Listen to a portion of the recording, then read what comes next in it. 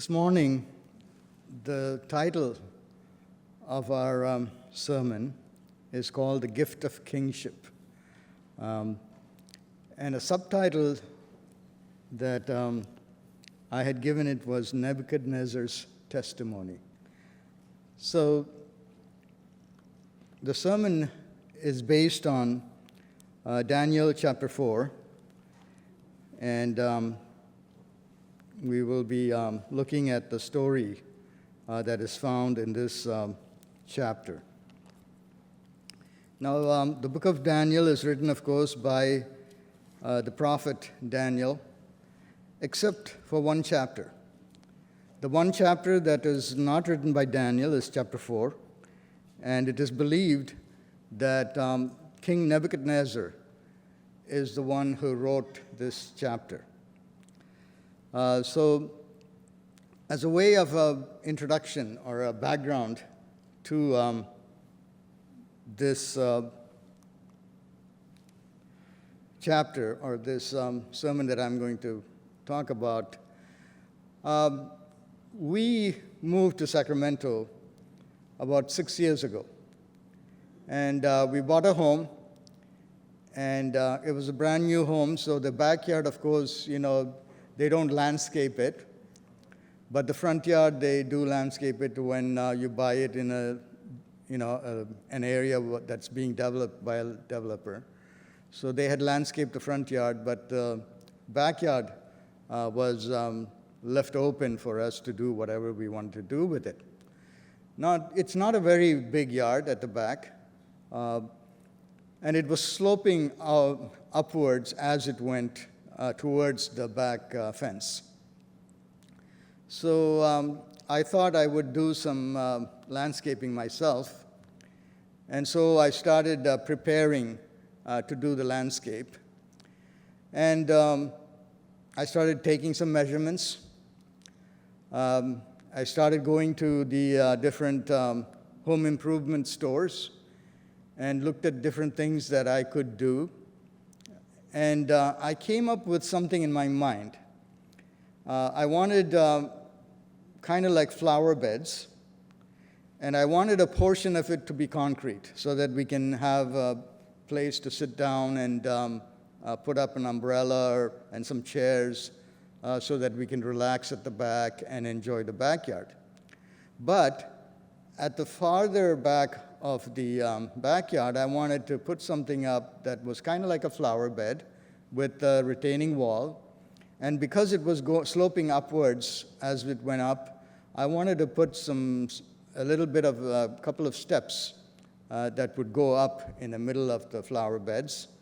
And then we can go and plant some shrubs or plants or trees even in each of those flower beds. So this was my concept in my head. So then I went to the store and I looked at the bricks and stones that I wanted to purchase, got the measurements for the bricks, and then multiplied it by the length of the backyard, and then came up with some calculations. And I looked at the retaining wall that I wanted to put up, how many bricks were going to be layered up. And so I multiplied the number of stones that I needed by the number of bricks that go up, and did a lot of calculations. And ended up buying about 4 pallets of various kinds of stones and things like that. And during my time off from work, I would go to the backyard and start working on this backyard. So then, at the end of it, this is what I came up with. So, as you can see in the picture, there's 3 flower beds, and then in the middle of the flower beds is some steps going up. So all this I kind of did myself, I'm proud to say. So, at the end of the whole process, what did I do? I put the pictures on Facebook. That's how I showed how proud I was of what I had accomplished. And then, of course, you get a lot of congratulations and appreciations from your friends on Facebook. Well, If you look at Daniel chapter 4, here is the story of a king who was very prosperous, who was very proud, and he had accomplished a lot in his life. And one of the phrases that are credited to him is the phrase that says, "Is this the Babylon that I built? Is this the Babylon that I built?"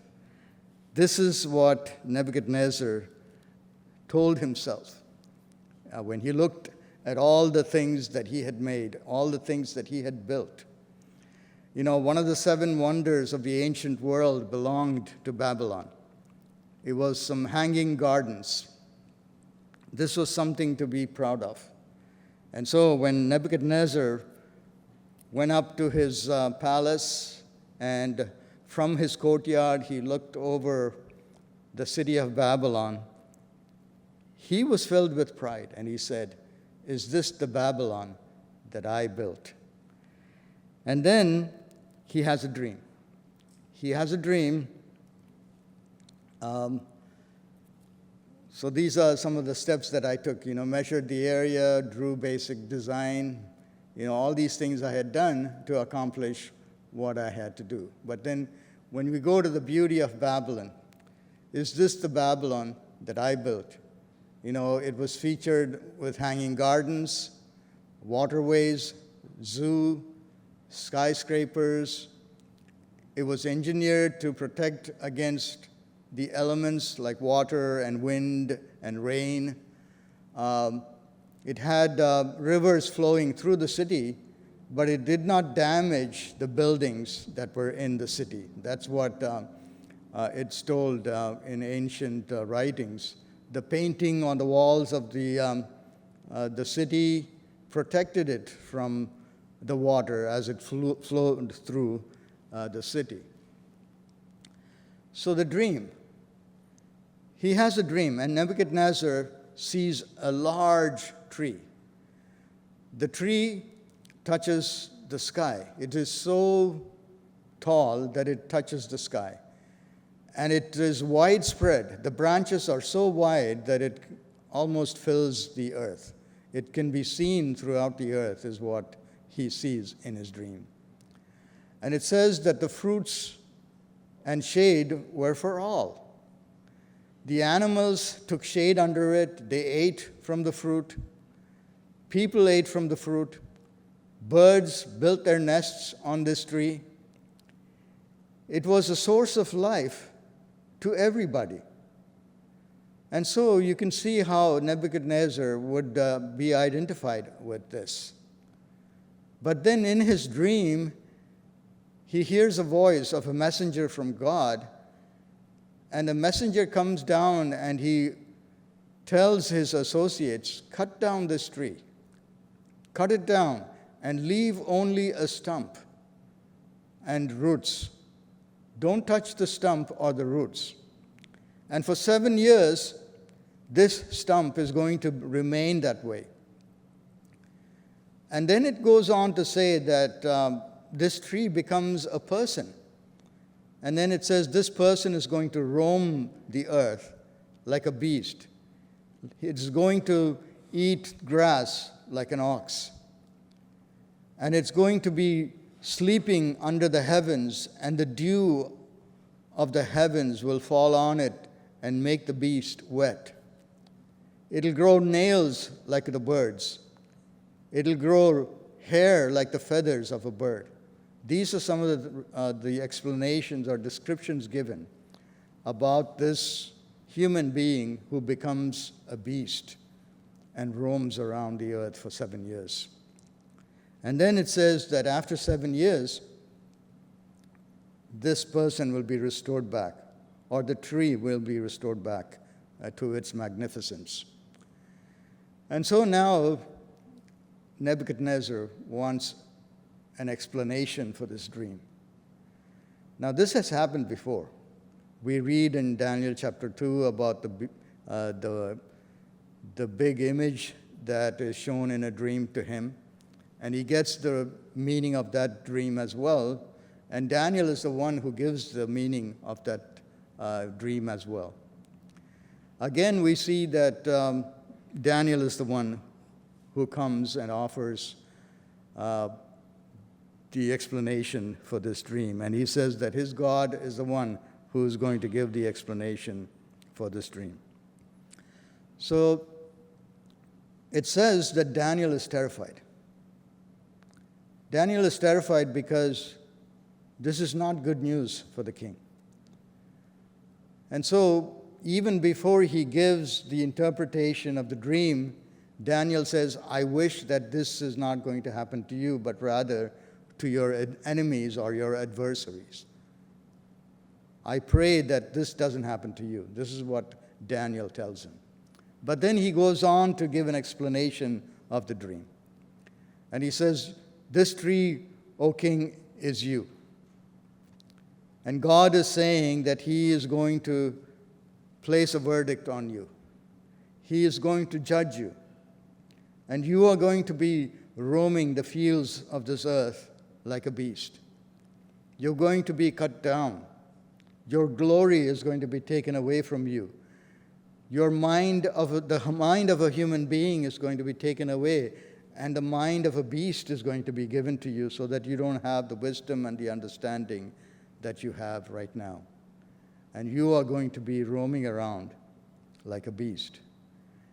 But God is going to preserve you. That's why it says that the stump is being preserved. The roots are being preserved. Even through this journey of 7 years, as Nebuchadnezzar roams around like a beast, God has his hand on him. God has his protective hand on him, and he's going to take care of him to make sure that he survives those 7 years. And at the end of the 7 years, Daniel says, I pray that you will return to the God, my God, and you will acknowledge him. And when you acknowledge him, then God is going to give you back your kingdom. He's going to restore you to your kingship. And so, Nebuchadnezzar accepts the explanation that is given. But there is a time of probation that's given to Nebuchadnezzar as well. Because Daniel says that this event is going to happen in a year's time. And Daniel gives a certain kind of admonition to the king. And so, if you look in Daniel chapter 4, it says that at the end of this, it says, verse 26, inasmuch as they gave the command to leave the stump and the roots of the tree, your kingdom shall be assured to you after you come to know that heaven rules. Therefore, O king, let my advice be acceptable to you. Break off your sins by being righteous, and your iniquities by showing mercy to the poor. Perhaps there may be a lengthening of your prosperity. So Daniel doesn't want the king to go through this 7-year experience. So he's asking him. He is giving him advice. He says, O king, let my advice be acceptable to you. Break off your sins by being righteous, and your iniquities by showing mercy to the poor. Perhaps there may be a lengthening of your prosperity. But the king does not listen.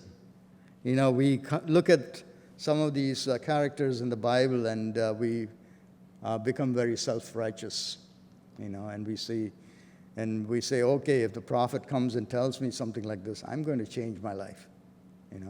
I'm going to be a good person. And I'm going to make sure that this punishment is not going to come to me. But how many times have we gone back on things that we have said or decisions that we have made to follow God and be righteous in his sight? So it goes on to say that all this came upon King Nebuchadnezzar at the end of the 12 months. he was walking about the royal palace of Babylon. The king spoke, saying, "Is not this great Babylon that I have built for a royal dwelling by my mighty power and for the honor of my majesty?" While the word was still in the king's mouth, a voice fell from heaven, "King Nebuchadnezzar, to you it is spoken, the kingdom has departed from you, and they shall drive you from men, and your dwelling shall be with the beasts of the field. They shall make you eat grass like oxen, and 7 times shall pass over you until you know that the Most High rules in the kingdom of men and gives it to whomever he chooses." So I'd like to just kind of draw our attention to 3 characters that are mentioned in this passage. And the 3 main characters that I'd like to focus on are Nebuchadnezzar, Daniel, and of course the God of the universe. So if we look at Nebuchadnezzar, Nebuchadnezzar is an absolute despot. He is ruling over the then known world. And he is ruling over them with an iron rod. Because, when Daniel talks to him, he says, "Be righteous by showing mercy to the poor. Perhaps there may be a lengthening of your prosperity." It's known that Nebuchadnezzar, when he goes and conquers these other kingdoms, he takes away everything that belongs to them. All the riches that belong to the kings of these nations, he actually takes them to his own palace. He takes away the elite of the society from these kingdoms and brings them to his palace, and he trains them in his ways. This is what happened to Daniel. Daniel must have been one of the aristocrats in the kingdom of Israel. But when Nebuchadnezzar went and brought him back as a captive, he indoctrinates him in the ways of Babylon. That's what he tried to do with Daniel and his friends. And then he destroyed the military capabilities of the people that he conquered. And then he left these nations in poverty because he took away all their riches. And even his own people, other than the people who lived in Babylon, lived in poverty. They were actually living hand in mouth under the rulership of this king. So he was proud beyond measure. You can see that in the way he talks about himself. And so when you look at what's happening with Nebuchadnezzar and the proof that God had given him earlier in the story, with Daniel and how he restrained himself from eating of the king's food, in the 3 friends who stood up to him when he had put up this image in the field, and the way that Daniel was able to interpret dreams for him, that he would acknowledge that there was a God who was above him, that there is a God who is all-powerful, who reigns over this earth, and he is able to set up kingdoms and destroy kingdoms. He should have learned all these things. But for God, was he a lost cause? Was all the evidence that God had given him about himself not enough to show King Nebuchadnezzar to acknowledge that there was a God of the universe? So maybe God could have said, this guy is a lost cause. But he didn't, as we can see in this chapter. Then we have Daniel. Daniel was a captive. He was brought to Babylon against his will. And one of the things that we talk about when we talk about Daniel is how he prayed. He prayed regularly, 3 times a day, looking towards Jerusalem. And it says that now when Daniel learned that the decree had been published, he went home to his upstairs room where the window opened towards Jerusalem. 3 times a day he got down on his knees and prayed, giving thanks to his God, just as he had done before. It's important to notice here that the decree had gone that nobody should worship anybody but King Darius. This is later on in the book of Daniel. But Daniel doesn't care. He needs to acknowledge his God. He needs to acknowledge who is his ruler. And so he goes up to his room. He opens the window so that the people can see what he's doing. And then he prays to God 3 times a day.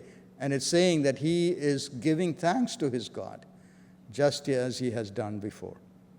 Even though he was in captivity, even though he was longing for home, he was still praising God and thanking God, just as he had done before. He didn't know what was going to happen to him, but he still gave thanks to God. So, in that sense, and also when he was praying, just as Jeremiah the prophet had admonished the people that were gone into captivity in Babylon, Jeremiah told them, also seek the peace and prosperity of the city to which I have carried you into exile. Pray to the Lord for it, because if it prospers, you too will prosper. So from this I can deduct that Daniel not only prayed for himself, but he prayed for the city where he was a captive. He prayed for the king who held him captive. He prayed for the people in that city who did not know his God. These people were now ruling over him, but he prayed for them. That's the kind of person Daniel was. So, if we go back, God was proud of Daniel and how he stood up for him. If we go back to Job, Satan says, there's nobody on this earth who is obeying your commands. And God says, oh no, there's somebody there that is actually obeying my commands. And so in this also, maybe Satan says, this guy, he doesn't care. He's not going to be tempted by me. So maybe he thought that Daniel was a lost cause. So you have Nebuchadnezzar, who could have been considered a lost cause by God, and you have Daniel, who could have been considered a lost cause by Satan, because how faithful Daniel always was. And then you have God himself. God is the absolute monarch of this universe. His kingdom is from everlasting to everlasting. It has no beginning, it has no end. He gives authority to those he chooses. He sets up kings and kingdoms. He takes them down as he pleases. He can do whatever he pleases, and there's nobody who can actually question him. That's the kind of power the God of the universe has. But he's not content. Daniel was happy even in exile. Nebuchadnezzar was happy because he was a great king. But God was not happy even though he was the ruler of the universe, because there were certain people on this earth who had been lost. And for God, no one is a lost cause. Not even Nebuchadnezzar, not even you and I. No matter where we go, no matter what we do in our lives, God never considers us a lost cause. So, what do we see here? There is one king who stampedes on the people that he conquers. He puts down the people that he rules over. And he accumulates riches for himself. He accumulates power for himself. He accumulates honor for himself. And then you have the king of the universe, the ruler of the universe, who exercises power and authority over everyone. But he does not do it in the way that Nebuchadnezzar does. The king of the universe exercises self-sacrificing love towards his subjects. Only one kind of authority can survive.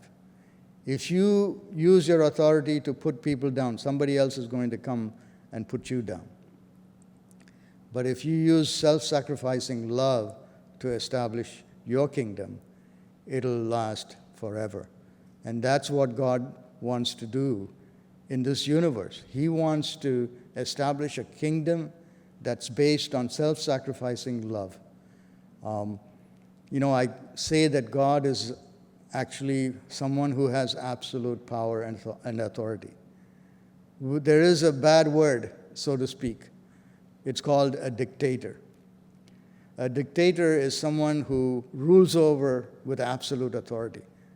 In a sense, God is actually a dictator, but he's not the kind of dictator that you and I think about when we think about a dictator. He is a different kind of person who has authority. He uses his authority with self-sacrificing love. The God of the universe is someone who has the utmost desire for the good of all of his subjects. Ultimately, he wants all of us to have the best in this life and in the next life. That's the kind of God that we have. He is looking out for our wellness. He is looking out for our prosperity. He's looking out for our life to be one that is good and abundant in blessings. That's the kind of God that he is. So here is the contrast between Nebuchadnezzar and the God of the universe. And then, when at the end of this story, Nebuchadnezzar actually acknowledges this God of the universe, even though it doesn't say it at the end of the chapter. In a preamble to the story, Nebuchadnezzar actually says this, and he acknowledges God in this manner. He says, to all peoples, chapter 4, verse 1, to all peoples, nations, and languages that dwell in all the earth, peace be multiplied to you. I thought it good to declare the signs and wonders that the Most High God has worked for me. How great are his signs and how mighty his wonders. His kingdom is an everlasting kingdom, and his dominion is from generation to generation. And he says that at the end of the chapter, he says, at the end of the time, I, Nebuchadnezzar, lifted my eyes to heaven, and my understanding returned to me, and I blessed the Most High, and praised and honored him who lives forever.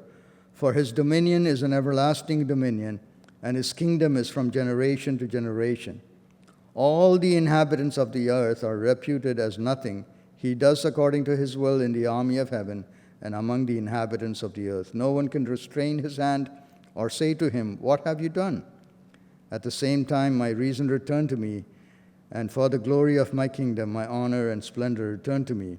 My counselors and nobles resorted to me. I was restored to my kingdom, and excellence and majesty was added to me. Now I, Nebuchadnezzar, praise and extol and honor the King of heaven, all of whose works are truth and his ways justice, and those who walk in pride he is able to put down. So the pride is taken away from Nebuchadnezzar. He is acknowledging the God of Daniel as his God, and he is acknowledging him to be the most powerful man in the universe, the most powerful person in the universe. To kind of bring this to a close, I want to take us to a place where there is a clash of two kingdoms. When Jesus was on earth, the disciples and the people who followed him wanted him to set up a kingdom on this earth. And he kept saying to them, my kingdom is not of this earth. My kingdom is something different. It's not going to be what you expect it to be. And so, in John chapter 18, verse 36, we are taken to the scene in Pilate's court. And, Pilate says in verse 35, John chapter 18, am I a Jew? Your own nation and the chief priests have delivered you to me. What have you done?" And so Jesus answered, "My kingdom is not of this world. If my kingdom were of this world, my servants would fight so that I should not be delivered to the Jews. But now my kingdom is not from here." So then Pilate therefore said to him, "Are you a king then?" And Jesus answered, "You say rightly that I am a king, but for this cause I was born, and for this cause I have come into this world." So he's saying that there is a reason that I've come to this world. And then if you go to John chapter 19, verses 10 and 11, this is what it says over there. Pilate is asking him, "Do you refuse to speak to me? Don't you realize I have the power to either free you or to crucify you?" Pilate is saying, "I have the power. I have the power to do whatever I want with you. I can either set you free or I can crucify you. I have that power." But Jesus answers and says, "You would have no power over me if it were not given to you from above." It's ironic because the one who has given him the power is standing in his court as though he were helpless. And he's telling him, really, you ought to think about this because I am the one who has given you this power. He didn't say that. But this power that you think you have has been given to you from above. And why did Jesus submit himself to Pilate's authority? Why did he do that? He says, "My kingdom is not of this world. I have come here for a cause." He could have told him outright what he wanted to say, but he doesn't say it. He doesn't say it. All he says is, "The power that you have has been given to you." Why was it given to Pilate? Why did Jesus not show his authority to Pilate? Because he had an ultimate purpose for subjecting himself, for submitting himself to the authority of Pilate. And it is for the ultimate salvation of each one of us. The clash of the kingdoms. It appears that Pilate won. But really, on that court, in Pilate's court, the ultimate king of the universe was able to accomplish the purpose that he had come for. Not by showing his authority, not by showing his power, but by submitting himself as a self-sacrificing, loving Savior for each one of us. As we meditate on the stories of the Bible, every story in the Bible can be pointing to Jesus. Every story in the Bible is a lesson in the plan of salvation that God has planned out for us. And as we see the authorities clash with each other, and even now, as we live on this earth, there's so much happening politically that could either upset us or create fear in us or anxiety in us. But there is an assurance that God has given through the book of Daniel, that there is someone who is above all, who has the ultimate authority.